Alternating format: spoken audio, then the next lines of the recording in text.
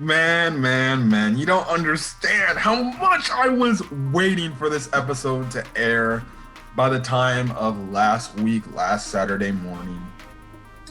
And lo and behold, this episode, man, was great. This was a good episode.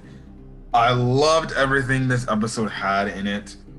Just the music was good this episode, and I typically don't talk about background stuff.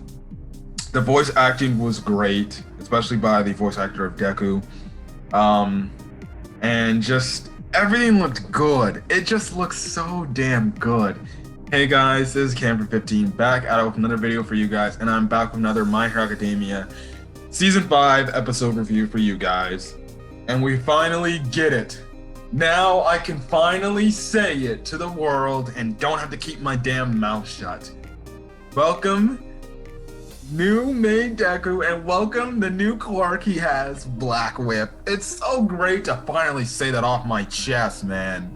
I wish the only one thing I can't wait to see people's reactions, especially if they're anime only, because my god, man.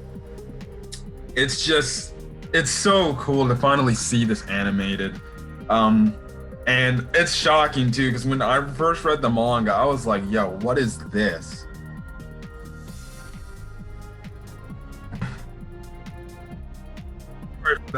Sorry for that. Sorry. Anyways, yes, it's finally great to talk and finally just able to freely say Deku can now obtain 6 other quirks, which we'll get into in a second. Anyways, let's start off this episode. This is My Hero Academia Season 5, Episode 10 review. Now we start the episode off before the fight, but we pan over to good old Tartaros. Yeah, or Tartarus.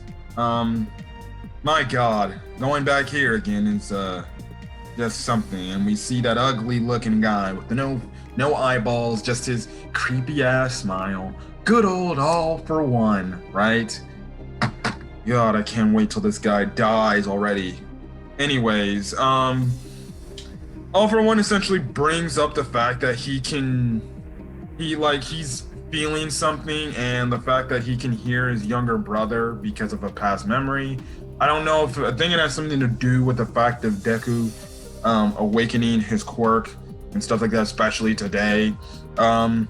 Or especially what happened later in the episode. Now, Gran Torino actually calls All Might, so we get the whole All Might ringtone, and every of the freaking other heroes, Midnight, Aizawa, and Vlad are like, dude, really?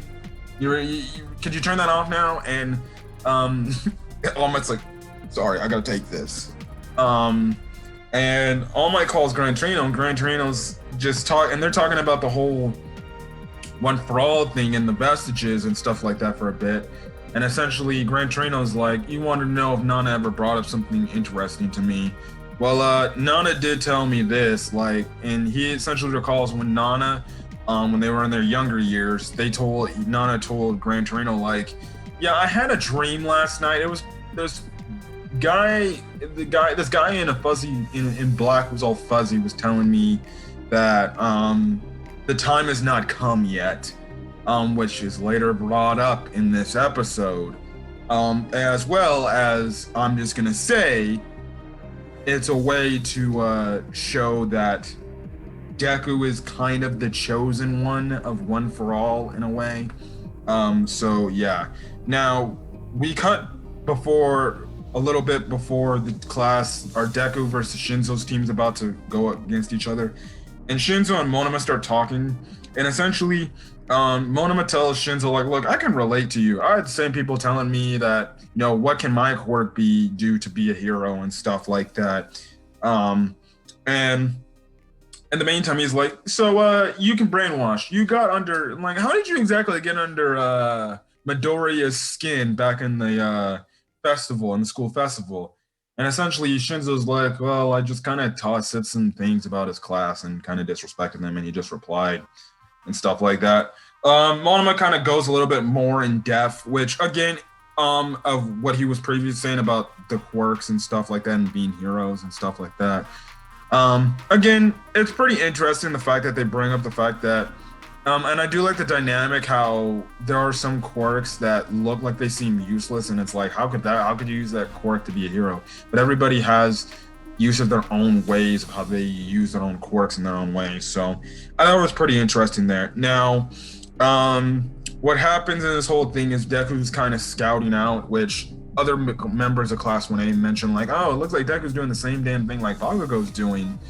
Yeah, but then somebody's like, but then somebody brings up the fact that, yeah, Deku, even though he's doing similar things to Bakugo by scouting out and taking lead, the only thing is their team doesn't have a Jiro counterpart because they can't see, like, oh, when are they coming and stuff like that. So essentially Deku has to be hearing and on scout, so he has to do double the work and things like that. Now, Deku eventually runs into Monoma using what Deku sees as Yanagi's quirk. And essentially Monoma starts kind of antagonizing Deku. He's trying to say some things to Deku like, oh, I wonder where that scream came from. I hope you're just leaving your teammates all by yourself. It's gonna be 3 against 4. Wouldn't you help them and stuff like that? And in the meantime, Deku's not talking because he's like, Shinzo's probably in the area. If I start talking, guess what? I might be controlled and stuff like that. So I can't do that. So Deku's just using his Air Force to try to neutralize Monoma, but Monoma's kind of just running away, dodging and stuff like that. Now, again, like I said earlier, Monoma's also using Yanagi's quirk, and this is when we find out about Monoma's quirk. Monoma's quirk is copy, and after touching someone, he can use their quirk for 5 minutes, but he can't use 2 quirks at the same time. And that's why I said Deku sees Yanagi's, that Monoma copied Yanagi's poltergeist quirk. Now, we cut over to Ochako, Mina, and Mineta, and we see them get ambushed by Kodai, Yanagi, and Shota because the whole nuts and bolts are flying around them and stuff like that. And we get through the rundowns of the quirks of those characters. Yanagi's quirk is poltergeist. Essentially, she can control anything near her, but she can only move an amount to the weight of the average person. So essentially, she can do whatever she wants with items at the weight of an average person. So she can't literally like throw a whole, I guess you can say, 2-ton building and just drop it on somebody, because she can't do that now. Maybe she can if she upgrades her quirk better, but who knows? We'll see. We get another looker in the Class 1B class, another, chick, even though she doesn't talk really much, and again, doesn't get much that screen time too, and that's Kodai, Kodai. Her quirk is size, and essentially what she can do is she can change the size of any object, but she can't do that to any living thing. Type of those things. Kind of that quirk where it's like, oh, she can do it with any other object, living things, they're unaffected. Anyways, what I did like about Kodai is the fact that she's kind of doing the Ochako thing where she's like, release. And I'm like, oh, so she's copying Ochako's little, release thing, which I think is pretty funny and stuff like that. So, yeah. Now, the guy with the scouter, Shota, we found out his quirk is Twin Impact, and essentially he can create a second impact that is stronger than the first impact of something he has already hit. Essentially, if you don't know what this means, I'll explain it now. Essentially say, okay, I'm just using this example. Okay, so let's just say there's already puts force into an impact with this shaver, and it just hits me. It's an impact. He can then do it again, only doubling the impact and the power of the impact if it were to hit me again. Essentially, if you threw this me really hard, it would probably it would probably hurt a bit, but not too much. If you were to hit me again with it with the second impact, it would probably hurt really badly, maybe break my jaw, essentially, based on it, because it would be a greater force, which goes to show you it's a pretty dangerous quirk. Well, it's dangerous with what you use it and who you use to hit it with, and stuff like that, and what you're hitting with. Now we cut back over. Now though they're having, their trouble because they're being thrown off their game. Now we cut back to Deku and Monama's little battle, and as Deku's just, still getting antagonized by Monama, it's starting to get Deku a little bit kind of pissed off. Like, okay, this guy's starting to get annoying now. I'm gonna go just capture this guy. He jumped. Now Deku, this is when the episode changes and gets all weirded out, especially if you're an anime only fan, where if you're an anime only, your mouth just dropped like, what the hell is going on here? So Deku goes forward to Monama, and then all of a sudden you see his body start to light up to the red thing. All Might, Bakugo, Aizawa, they all see this on the screen and stuff like that. And lo and behold, that's when you see the boom boom, and then you see like something's not going on. And then as they do the focus, you see Deku's little wrist gauntlet thing just shatter to pieces, and all of a sudden you see these black streaks just coming out of Deku's essentially palm and his wrist and everything. And that's when they pan over to All Might, and that's when All Might remembers what Nana said, as the fact that that obviously she saw from a dream saying the time has not come yet, and that's when All Might's like, shit, and stuff like that. And that's when Deku, essentially with this black webs just going all over the place like he's Spider-Man essentially, or if it's like the Venom symbiote just overtaking its host and just swinging all over the place. And that's what's happening. And one is like, a new Quirk? When is that new? Or something like that. So Deku's just flying all over the place. And the thing is, Deku can't control this. Like, he's trying to get in control of this. He's like, what the hell's going on? What the hell's going on? I can't do nothing. And he's like just going through billions and billions to the point he's like telling Shinzo, like, yo, Shinzo, get out of here. I can't control this, man. And that's when Shinzo's like, what the hell? And that's when Deku flies back out. Ochako and the others see this all happening and everything. And they're like, what the hell is going on with Deku? And, even the other Class of 1A members like, Deku's got a new move? And it's like, to them, it's a new move. Obviously, they don't know, really, it's a one for all kicking in. And he's just going all over the place. And it gets to the point it's uncontrollable, and to the point he's just in the air, standing still, as this thing's just going all over the place, haywire. And lo and behold, the one person that tries to go calm Deku down, tries to go help him, is none other than, obviously, our girl, Ochako Uraraka.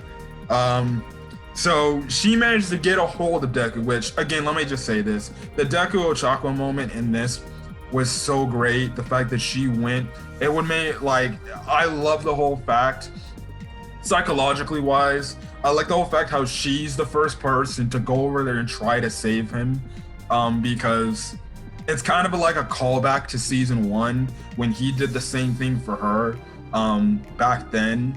It's kind of similar to how now she's going to save her, which we'll get into her thinking process here and everything. And that's what she does. She's trying to calm Deku down. She's like, Deku, calm down and stuff like that. And Deku's like, I can't control it. I can't do anything and stuff like that. And he's like, please stop, One for All. Please stop.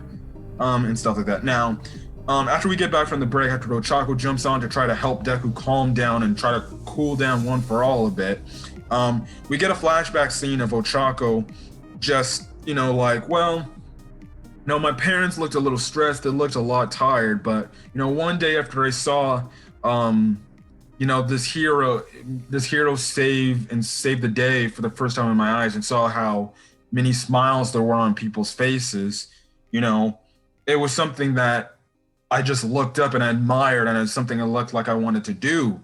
And that's when she starts to call back. She's like, just like heroes that save people, he, meaning as in Deku, as she calls back to moments like the season 1 moment when they first met each other really back then, when he punched the big gigantic robot to save her from getting crushed. And then also she recalls what happened last season when Deku was stopping Shisaki and saving Eri. and she's like, you know, he did the saving just like those regular heroes did. And this is the thing Ochako brings up is like, but the question is, who protects heroes when they're hurting most? Now, the one thing I'm gonna say for you anime only fans of My Hero Academia, keep that thought of Ochako in your heads and keep that going on, because that's gonna be Ochako's mind point going on. And even now, still continuously thinking, even later on, she's gonna bring this point back up. And stuff like that. And it's an interesting question made by Ochako, like, yeah, heroes save regular common civilians, but when a hero's in danger, when they're hurting, who's gonna be there for them when they need maybe that saving, I guess you can say. And that's gonna be Ochako's really mindset going forward from the start of for really the rest of the story. How can she not only help people, but how can she help other heroes when they're in help, or they're in need of saving when they're hurting? Which I think is a very interesting point, and the fact that, you know, she wants to be a hero that not only helps regular people, but also helps other heroes. It's like that, because in the society, in this hero society, heroes just take care of themselves. They just go back and they might be stressed out, and it's like, well, who's gonna be behind them unless it's like, I guess, their significant other, I'm guessing. So yeah. Anyways, that's when Ochako sees Shinso, and she's like, Shinso, say something to Deku to make him calm down and stuff like that. And Shinso's like, what do I do? Should I do it? You know, and stuff like that. And that's when, you know, Shinso kind of recalls back to the past, back from their season 2 fight, and he's like, I want to fight him again. I want to test my limits. And that's when he's like, Midoriya, will you fight me again? And that's when Deku, he's like, yes. And that's when Deku clonks out. He passes out. Black Whip retracts back into Deku's arm. And this is when he passes out. And that's when Deku returns back to the Vestige world. This time, he's not confronted by all the Vestiges again, and not the first user of One For All. He's confronted by this one guy who we see now in full color. Which I believe he was red when they first showed him. He was the red character. But we see him, he's got the best jacket on, he's got tan color skin, and he's bald. I know his name, and I know what number user he is. But until they reveal that in the anime, I'm not going to give any details. But we see him talk to Deku, and essentially he tells him, oh, you're back, huh? What the hell are you doing? Did you not, like, understand, like, we would have your back and everything?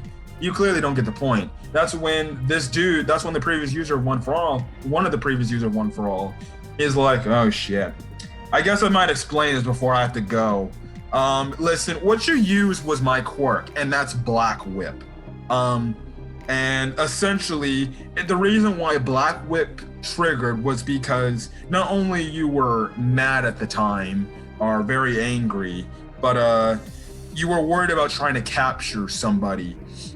So that's how my quirk activated, and that's kind of the, you know, thing about my quirk. It's for use to capture, which is what Black Whip essentially does. It helps, Black Whip in the grand scheme of things helps Deku be able to capture things, hold on to things, and stuff like that. Black Whip also, if you want to use another analogy, is the fact that it's kind of, if you, like I made the Spider-Man reference earlier, it's like Spider-Man's webs when he's swinging from building to building, which you saw a little bit in this episode, and stuff like that. So, yeah.